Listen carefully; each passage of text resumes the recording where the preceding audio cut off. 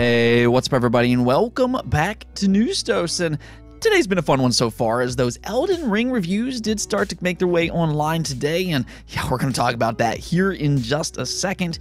But also, a major delay leaked out online. Now, this will have a huge impact on the game industry, but this is actually one of the few times that I've kind of seen the game community almost rejoice over this situation, and I'll kind of explain why here in a little bit. We also do have an upcoming PlayStation 5 exclusive to talk about as well, so we do have a lot to cover today, and let's just go and jump right into things, starting off with Elden Ring. As I said before, those reviews did start to make their way out online, and well, it might be better than what we even expected. I mean, I think most of us did expect Elden Ring to be a good game. From Software has proven time and time again that they know how to make good games. They basically created the Soulsborne genre.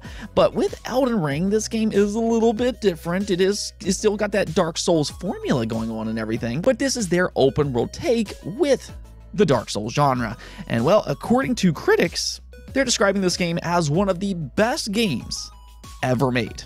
Yeah, if you weren't already excited about this game, as of this recording, Elden Ring sits at a 97 overall score on Metacritic, and actually over on OpenCritic, they actually posted this. With over 90 reviews in so far, Elden Ring is currently the #1 highest rated game of all time on OpenCritic. So yeah, I think it's probably safe to say that Elden Ring is a pretty good game, to say the least. If you like the Dark Souls genre, this is obviously going to be a must-buy experience. Now, based off some of the reviews that I have listened to so far, I'm hearing that it's about what you would expect when it comes to the Soulsborne games. You know, it's challenging, it's got brilliant boss encounters, the combat feels absolutely amazing, but it also just has an extra layer of depth to it with its open world just in general. I am hearing some comparisons with Zelda Breath of the Wild and just that sense of freedom that you can just explore the world at will, and it just begs to be explored with various secrets and all kinds of things for you to discover along the way.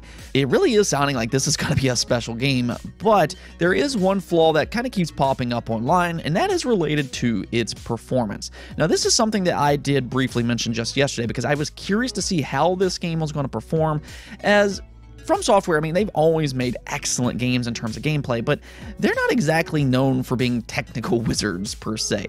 Prior to the day one patch that just went out today, I have been hearing some different issues when it comes to performance. It does sound like the PlayStation 5 might be the smoothest when it comes to frame rate, but again, this is actually before the day one patch. It does sound like that day one patch is going to address some of these technical issues, so if you do own multiple platforms, you might want to keep an eye out for that Digital Foundry analysis, which will include that day one patch, so you might want to check that out when it goes up online.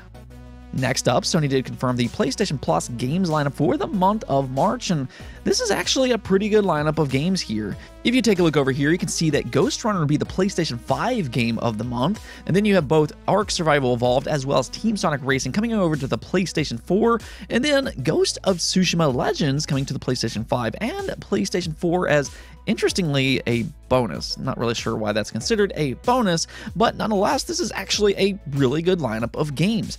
Ghost Runner right away, I think, is a game that's going to make this lineup worth it for a lot of people out there, because this is actually a really good game that's often a little overlooked. It does remind me a little bit of something like Mirror's Edge, but I mean, this is an excellent game that a lot of people have just missed out on. So if you haven't already played Ghost Runner, I definitely recommend checking this one out on PlayStation Plus. Now, really, Team Sonic Racing and Ark Survival Evolved, both of those games are pretty good as well, and if you haven't already played those, definitely check those ones out. And then last but not least here, you do have Ghost of Tsushima Legends. This is that cooperative multiplayer experience, and I guess that's probably why they're considering this a bonus, because they're not including the single player edition, but overall, I do think that this is a pretty good overall month for PlayStation Plus. While we're talking about PlayStation, though, we might as well go and talk about what is possibly the most anticipated upcoming PlayStation exclusive, being God of War Ragnarok. Obviously, there's a lot of excitement and expectations that's been built up when it comes to this game, but there has been this one lingering question, and that is, when are we actually going to get to play God of War Ragnarok? Sony has yet to set anything in stone when it comes to this game, and that has led to some people doubting that we'll actually get to play this game sometime in 2022. there is a belief that maybe it could be pushed back to 2023. But well, about that, Jason Schreier, which has a lot of sources across the game industry and has a pretty good reputation when it comes to leaks, he actually responded to this very specific accusation. So over on Reddit, somebody posted, "Not a leak or rumor, but anyone thinks that God of War Ragnarok might be delayed to 2023 with a question mark." And Jason Schreier popped up over in that thread and simply said, "Nope." Now, he didn't exactly elaborate on any of this, but because of all the sources that he has across the industry, there is a belief that he probably popped up in this thread for a very specific reason, and that's because he might actually know something. At the very least, he knows that this remark is going to get some attention, so it does seem like it's a little intentional on his part. So right now, or at least according to Jason Schreier, God of War Ragnarok is on track to release sometime in 2022. Now, though, we do just need that official confirmation coming from PlayStation, and that's where things are starting to get a little bit more interesting, because there seems to be a growing belief that Sony has some type of an event planned for this March. I have seen multiple insiders kind of theorize that maybe we could see an event this March. Tom Henderson, which has a good reputation for leaking information, while not necessarily confirming anything here, he does go into great detail on why he believes there is a possibility that we could see an event from PlayStation this March. I will leave a link in the description below so you can check out his thread about this topic, but I do think that there's some logic behind this. Just from my own perspective, there are various reasons that they could possibly do an event sometime here soon. One being because after Gran Turismo 7 releases, we don't really know any release date for upcoming first-party PlayStation games.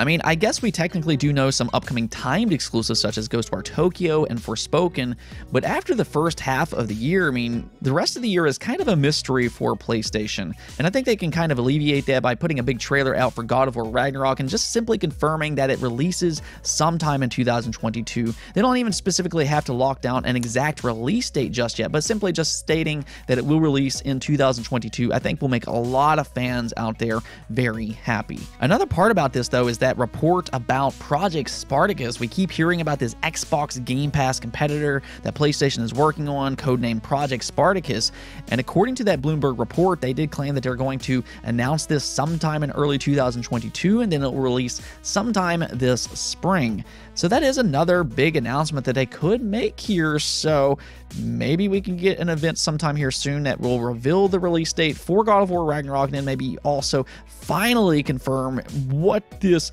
Project Spartacus actually is. Now, we do also have a pretty major delay to talk about here that's going to impact the game industry in a big way, and that is surprisingly for Call of Duty. So, Call of Duty has released games on an annual basis since 2005. That means for 17 years, we have gotten a mainline Call of Duty game every single year, and Call of Duty is massive. This game, on a yearly basis, is one of the best selling games on the market, and that's pretty much to be expected every single holiday, or at least until 2023. So this is being reported by Bloomberg, and they claim that next year's Call of Duty game developed by Treyarch will be delayed. That means the Call of Duty game that will release in 2022 alongside the next Warzone will still release in 2022. But after that, that's where things could start to change for the Call of Duty franchise, and this will have a little bit of a trickle effect as well. We'll kind of get to that here in just a second, but first let's actually take a look as to the reason why this next Call of Duty game will be delayed. It is being stated that Call of Duty Vanguard from 2021 did not meet expectations, and because of that, it led some executives to believe that they're introducing new versions too rapidly, something that I do agree with, and I think much of the community agrees with as well. I actually posted a poll about this less than a month ago where I asked you all, do you think Xbox should drop the annual Call of Duty release schedule once the acquisition is complete? And 82% of you all did say that yes, you want to see them drop that annual release. So it very much seems like the community is absolutely on board with this delay here, as this kind of gets them away from those annual Call of Duty releases. Now, we still do have to kind of wait to see what happens after this delay. Do they go back to the annual releases, or do they start to spread these games out a little bit more, which is, I think, the hope going forward. It is interesting, though, to see that Activision actually made this decision before that acquisition was completed, because based off some of the things that Microsoft was saying, it did sound like that they were kind of leaning into that direction where they wanted to focus a little bit more on variety going forward with Activision Blizzard. This is something that the community seems excited about, so it is nice to see that Activision is kind of moving a little bit more towards that direction with this delay here. Now, again, there's still a lot of questions about it because we don't know what's going to happen after this delay, but this does open the door for a lot of possibilities. One being, which is the most obvious, is that it gives these studios more time to make a better product. With that extra time, we could see higher quality Call of Duty games going forward, so that is a big plus right there. Another thing, though, is that by spacing out the Call of Duty franchise a little bit more, they could actually maybe take some of these other studios off of the Call of Duty franchise. Currently, they have 10 plus studios working on Call of Duty, whether that be lead studios such as Infinity Ward and Treyarch, or the various studios that have been shoehorned on Call of Duty to support it going forward.